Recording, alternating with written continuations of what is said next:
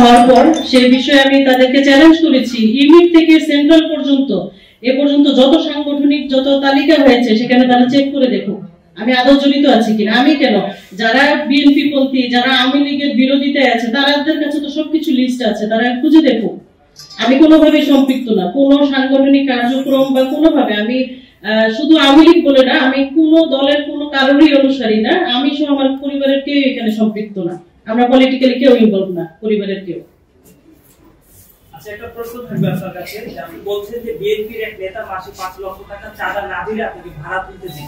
জি, এই ধরনের কোনো প্রমাণ বা কল রেকর্ড কিংবা কোনো এভিডেন্স কি আপনার কাছে? কল রেকর্ড নেই, আমাদের সিসিটিভি ফুটেজ এসে বারে বারে এসেছে, আমাদের অফিসে এসে রেগুলার আসা যাওয়া করে, আমাদের প্রতিনিধি যারা এখানে উপস্থিত থাকেন অফিস ম্যানেজমেন্টে তাদের কাছে বারে বারে এসে বলে যে উনি তো ভাড়া তুলতে পারবেন আমার সহযোগিতা ছাড়া, আমাদের সহযোগিতা লাগবে না, এখানে কিছুই করতে পারবে না, বিভিন্ন লোকজন ঝামেলা করবে, আর আমি থাকলে এখানে কেউ আসবে না, আমাকে টাকাটা দিবেন, আমি নিশ্চিত করবো আপনি যেন এখানে ভাড়া তুলতে পারেন।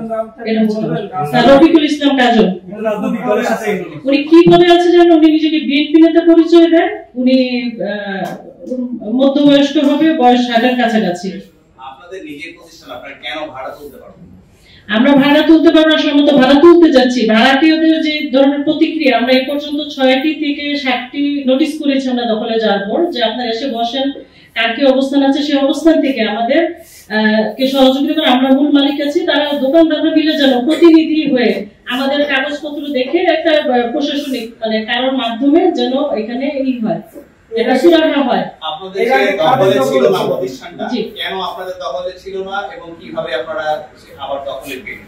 দখলে ছিল না, সে 8 সালে যখন আওয়ামী লীগ দখলে আসে, সেই দখলে আসার পর থেকে তারা আমার বাবাকে মিথ্যা মামলা দিয়ে, আমার বাবাকে জেলে পাঠায় মিথ্যা মামলা দিয়ে, তারপরে যখন ফিল্ডটা ওপেন সেখানে তারা নিজেরা দখল করে নিয়েছে। আর লিটু আর তিতু ওই এলাকার ত্রাস, এটা সবাই এটা সম্পর্কে অবহিত, সেটা সবাই জানে।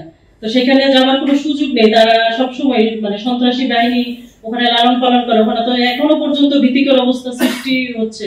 দখলে যাওয়ার পরে আমরা 7টা লোককে সে সিকিউরিটি গার্ডকে পিটিয়ে একদম রাস্তায় ফেলে রেখেছিল, আমাদের উপরে পর্যন্ত 3বার অ্যাটাক হয়েছে। আমরা যে যখনই ভাড়া তোলার কোনো পদক্ষেপ নেই, সাথে সাথে এসে আমাদের উপর অ্যাটাক হয়। বিভিন্ন সিসিটিভি ফুটেজ ওখানে অক্ষত আছে, আমরা পুলিশকেও দিয়েছি, পুলিশের থেকে আমরা কোনো সহযোগিতা পাই।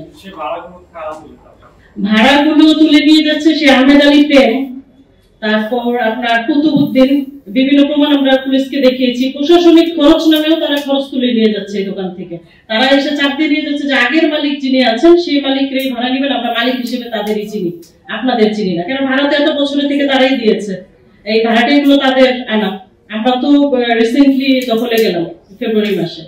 আগের যে মালিক ছিলেন তাদের সাথে আপনাদের সম্পর্ক? আমাদের কোনো সম্পর্ক নেই, তারা পলিটিক্যাল লোক, তারা দখলে নিয়েছে, তারা বিভিন্ন ভাবে আমাদের ভয়ে হুমকিতে, আমার বাবা নিজে যেভাবে হেনস্থার শিকার হয়েছে তাদের দ্বারা, ভয়ে কেউ যায়নি এখনো পর্যন্ত, মনে আমার পরিবারের বিভিন্ন মানুষজন ওখানে যেতেও ভয় পায়, ওই এলাকা জুড়ে যাওয়া যায় না, তাদের এরকম আতঙ্ক ওই এলাকা জুড়ে সৃষ্টি করা ছিল। লিগ্যালি কাগজপত্র হচ্ছে যে 14 জন বরাদ্দ গ্রহীতা ওনাদের নামে আছে, যাবতীয় কাগজপত্র সম্পন্ন করা আছে, বরাদ্দপত্র, চালান, রেজিস্ট্রি, দখলপত্র, তারপর আপনার সিটি জরিপ নামজারি, খাজনা আপ টু ডেট করা আছে, আর এগুলো সব সম্পূর্ণ অবস্থায় আছে। 2006 সালে আমার বাবাকে তারা পাওয়ার অফ অ্যাটর্নি দেয়, বাবা পাওয়ারের বলে আমাকে এই সম্পত্তিটি হস্তান্তর করে। গণপূর্তের বিষয়টা একটু বলবেন, গণপূর্তের আপনাকে অনেকে হয়রানি করতেছে, এই শুধু একটু ক্লিয়ার করতে। গণপূর্ত, আচ্ছা, জি জি, গৃহায়ণ কর্তৃপক্ষের ওখানে আসলে আমি তো আবেদন করেছি, ওনাদের তো কিছু নিয়ম আছে যে কোনো জমি বিক্রি হলে বা কোনো ধরনের বেচাকেনা করতে হলে তাদের পারমিশন নিতে হবে। তো এই পারমিশন নিতে গিয়ে আসলে হস্তান্তর প্রক্রিয়ায় আমি দীর্ঘ 1.5 বছর যাবত ঘুরে বেড়াচ্ছি, ওনারা বিভিন্ন মানে দেখাচ্ছে যে এই সমস্যা ওই সমস্যা, বা দিলে এক টেবিল থেকে আরেক টেবিলে যেতে তাদের মাসকে মাস সময় লাগছে, সেখানে একটা সাইন হতো মাসকে মাস সময় লাগছে।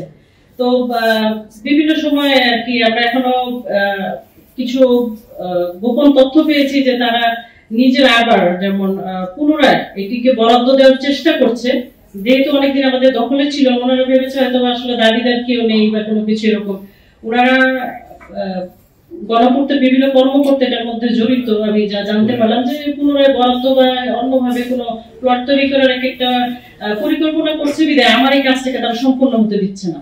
আমি নিয়মতান্ত্রিক উপায়ে যেভাবে প্রত্যেকটা কাজ করতে হয় সেভাবেই করে যাচ্ছি, তাদেরও সাহায্য সহযোগিতা নিচ্ছি। গণপূর্তের আসলে সবাই না, যেমন চেয়ারম্যান সাহেব আমাকে সাহায্য করেছেন, আমার কাগজপত্র দেখেছেন, যাচাই বাছাই করেছেন, সবকিছু ঠিক দেখে উনি আমাকে সাহায্য করার আশ্বাস দিয়েছেন। কিন্তু অন্যান্য অনেকেই আছেন যে আসলে এই কাজটা কমপ্লিট হোক সেটা হয়তো বা চাচ্ছে না, যার জন্য বারে বারে বাধা সৃষ্টি করছে আমাকে। আপনি ফেব্রুয়ারিতে আপনার দখলে পেয়েছেন, জি, কিভাবে পেয়েছেন এবং প্রশাসনিক ভাবে আপনাদের হাতে তুলে দেওয়া হয়েছে কিনা, নাকি আপনারা নিজেই দখল করেছেন? স্থানীয়দের সহযোগিতায় আমরা দখলে গিয়েছি। প্রশাসন এখানে এসে আমাদের মালিকানার বিষয়গুলো প্রশ্ন করেছে, আমরা তাদের কাগজপত্র দেখে সন্তুষ্ট করেছি। যখন আপনার এই মালিকানার পেপারস দেখানোর পরে আপনার যখন এটা আপনাদের কাছে হস্তান্তর করা হয়, জি জি, তখন এই লিগ্যালি কোনো নোটিশ দেওয়া হয়েছিল যে যারা এখানে ভাড়াটিয়া আছে? জি জি, আমরা 3 বা 4 বার নোটিশ করেছি। নোটিশে তারা কয়েকজন এসেছে এবং তারা বিষয় যেগুলো উত্থাপন করেছে যে আমরা তো অনেক টাকা অ্যাডভান্স দিয়ে এখানে এসেছি, অ্যাডভান্সের বিষয়গুলো আপনারা কি করবেন? আমাদের চাপ ছিল যে অ্যাডভান্সের বিষয়গুলো আমাদের সমাধান করতে হবে, তাহলে তারা আমাদের সাথে নতুন চুক্তিতে আবদ্ধ হবে এবং ভাড়া দিবে, আদারওয়াইজ তারা এটা করবে না। আমরা যে টাকাটি নেইনি আর এত লক্ষ লক্ষ টাকা যারা অ্যাডভান্স আমেরিকা লোকেরা নিয়ে গেছে, তাদের সেই টাকার দায়বদ্ধতা তো আসলে আমাদের পক্ষে নেওয়া সম্ভব না, বিধায় এখন ওইটা সুরাহা হচ্ছে না। আমরা বারে বারে প্রশাসনের সহযোগিতা চেয়েছি যে যেন তারা একটা সুরাহা করে দেয়, প্রশাসনিক উপস্থিতিতে যেন সুরাহা হয়। আসলে প্রশাসনের এই বিষয়ে কোনো গুরুত্বই নেই। তারা, আমার যেটা মনে হচ্ছে, আমি বিভিন্ন জায়গায় আমি শুনতে পেয়েছি যে তারা ওই আওয়ামী লীগপন্থী যারা যথেষ্ট আর কি, যে এখনো পর্যন্ত যারা ভাড়া তুলে নিয়ে যাচ্ছে তাদের একটা সহযোগিতা হয়তো বা থানা পর্যন্ত পৌঁছাচ্ছে, যার জন্য আমরা এটা সুরাহা করতে পারছি না বা আমাদের সুরাহার দিকে তাদের কোনো আগ্রহ নেই। এটা কোন থানার অন্তর্ভুক্ত? মিরপুর থানা, মিরপুর মডেল থানা। মিরপুর মডেল থানার ভিতরে অন্তর্ভুক্ত। আপনারা যে জিনিসটা বিষয় পেয়েছেন, তারপরে যারা এখনো আছে তাদের সাথে আপনাদের নেগোসিয়েশনটি কিভাবে হয়েছিল? যে আপনারা বলেছেন যে না আপনারা এখন থেকে ভাড়া আপনাদের কাছ থেকে, তখন তারা কি সেই করতে দিয়েছে?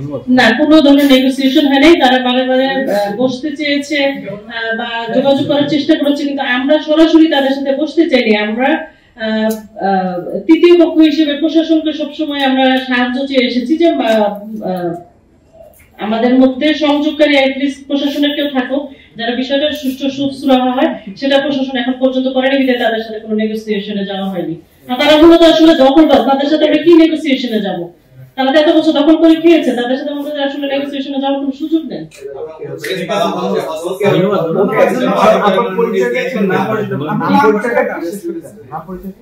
আমার নাম শামসাদ আরা সাথী, বর্তমানে আমি বাইনামূল্যে এই জায়গার মালিকানা নিয়েছি।